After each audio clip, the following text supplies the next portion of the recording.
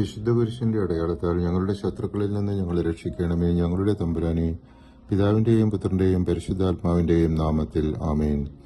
വിശുദ്ധ മാർക്കോസ് 6-ാം അധ്യായം യേശുവിന്റെ ശുശ്രൂഷയിലെ പ്രധാന സംഭവങ്ങൾ വിവരിക്കുന്നു.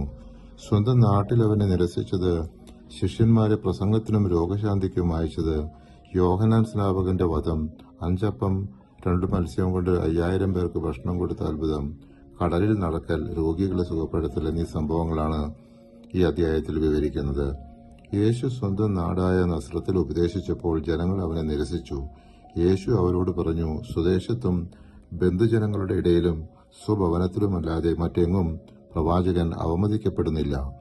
യേശു 12 ശിഷ്യന്മാരെ 2 പേരായി അയച്ചു.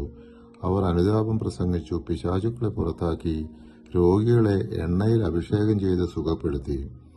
ഹെറോദേസ് യോഹന്നാൻ സ്നാപകനെ തടവിലാക്കി, പിന്നീട് ഹെരോദിയയുടെ അഭ്യർത്ഥന പ്രകാരം വധിച്ചു. യേശു 5 അപ്പവും 2 മീനും എടുത്ത് സ്വർഗത്തിലേക്ക് നോക്കി കൃതജ്ഞതാസ്തോത്രം ചെയ്ത് അപ്പം മുറിച്ചതിനു ശേഷം ജനങ്ങൾക്ക് വിളമ്പാൻ ശിഷ്യന്മാരെ ഏൽപ്പിച്ചു. ആ 2 മീനും അവൻ എല്ലാവർക്കുമായി വിഭജിച്ചു.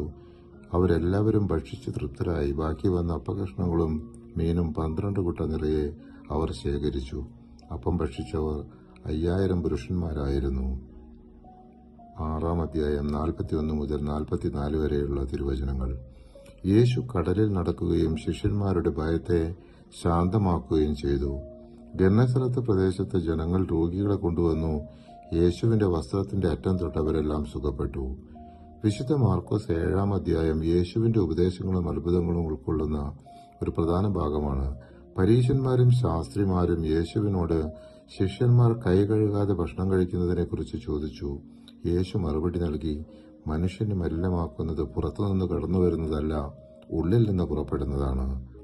സീറോ ഫിനീഷ്യൻ സ്ത്രീ തന്റെ മകളുടെ രോഗശാന്തിക്കായി അപേക്ഷിച്ചു. യേശു അവരുടെ വിശ്വാസം കണ്ട് മകളെ സുഖപ്പെടുത്തി.